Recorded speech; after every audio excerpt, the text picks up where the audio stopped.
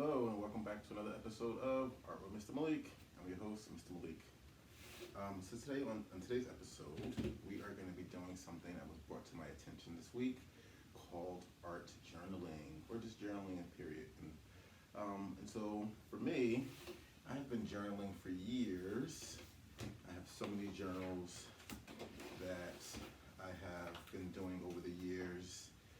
Probably since I was a kid, so this is going back over 20 years now.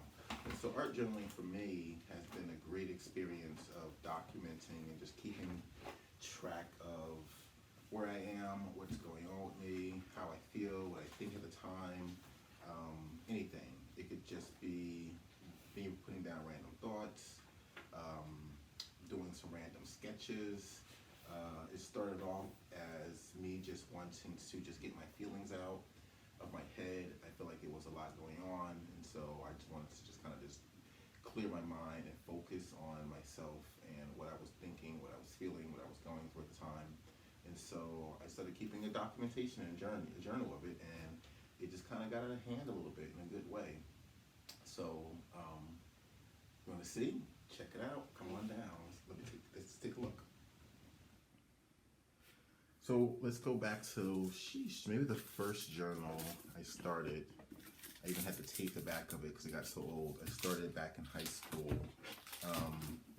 And it was a way, again, for me to document where I am in life. This is going back to 94.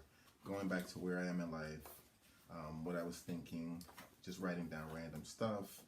And it kind of gave me a chance to, figure things out for myself and keep a track of where I am. I have some prom pictures with my friends from high school. Let's see what else I have in here. I think I have some drawings I did back then. So this was, again, for me, a cool way for me to document where I am, what I had going on at the time, drawing, keeping photos, anything that I thought was cool, some sketches, whatever, right? It was just always something that I was doodling, right? It was called my doodle journal. And then it eventually exploded into doing more artwork, journaling. For example, in this one here, I started doing more artwork journaling as well, just doing some doodles and some sketches, just to kind of see, I don't know, where I was at, where I was going. And here's the funny thing about it. It doesn't actually have to make sense because it's yours and no one else technically is going to be involved in your journaling.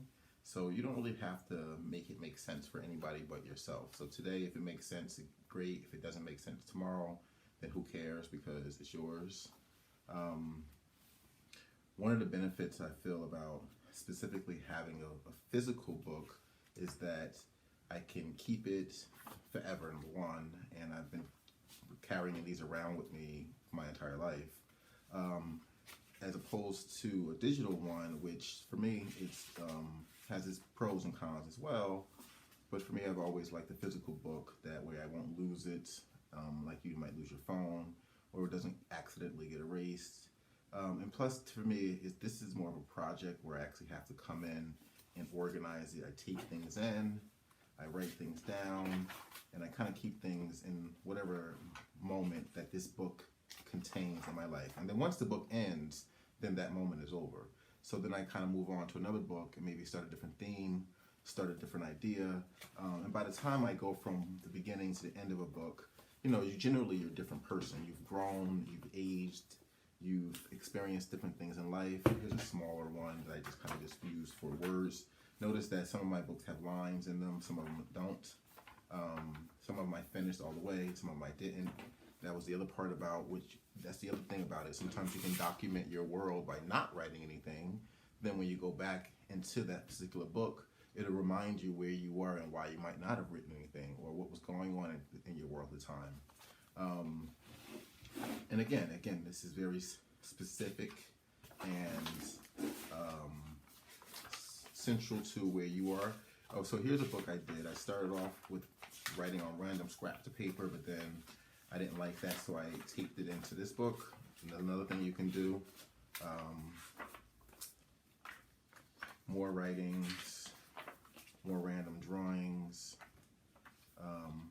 writing and drawing, because for me it was like illustrating and documenting my world, photos I have in here, whatever, right?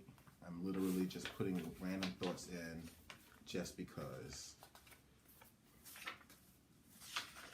And for me, it's always also like a treasure hunt, because I can go back in and look at these things and kind of remind myself where I was at the time and rediscover who I was, right? And kind of track my growth. Like, oh my God, I've grown so much from that time to this time, so to speak. Here's one of my favorite sketches I did in my sketchbook.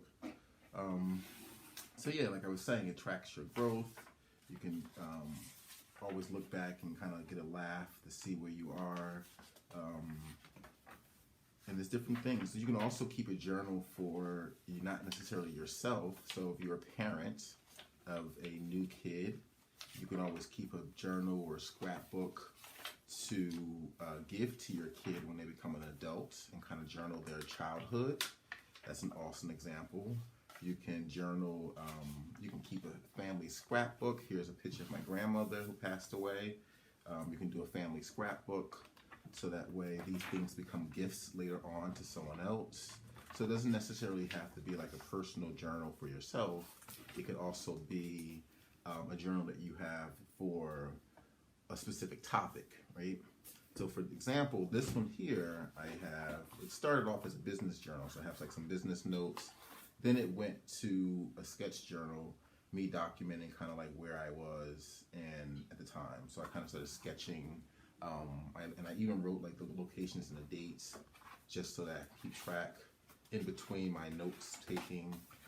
Then it turned into a live model drawing book, because at that time I think I was at a live model class or something, I'm not sure, but it turned into that.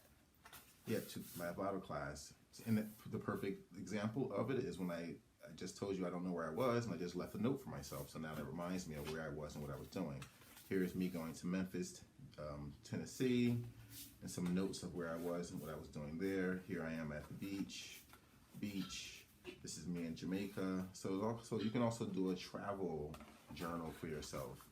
I mean, obviously for me, I'm doing a travel journal with images. You can do a travel journal with words. You can also do a travel journal and as you're collecting things like tickets or whatever scrapbook items that you want, you can always throw into your travel journal to make it into an actual book. And then when you finish, maybe you traveled that year and you want to keep a travel journal particularly for that year. That's an idea as well. So again, it's kind of endless. You never can really go wrong with where you are with your journaling. This one I did as somewhat of a travel journal as well.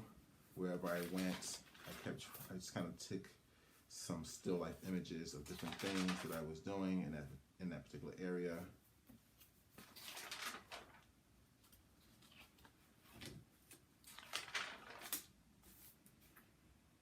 And as an artist, I'm also the type of artist that loves to draw what I see, where I am in life, just because, again, it documents my life and reminds me of where I was at the time, what I was doing, and who I was with, things like that.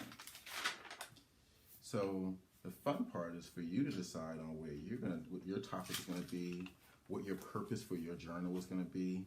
Think long term. Don't just think like, oh, I have this journal, let me fill it up. No, there's really no time frame for that. It really is about you just adding things as life goes on, things that are important to you, and it gives you a chance to really sit with yourself. So this is a quick journey through my journals.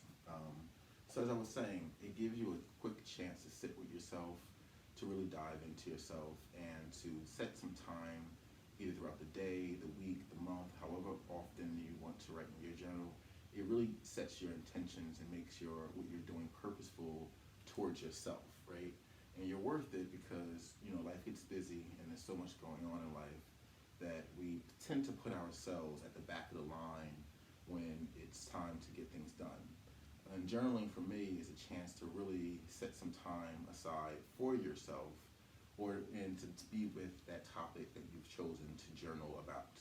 And so therefore, you're putting yourself higher up in that list of priorities in your own life, and it will show, because eventually you'll have a book, and through the pages you'll be able to see how much effort you physically put into your life, and therefore you'll start to feel a difference and a change, and something else will come about.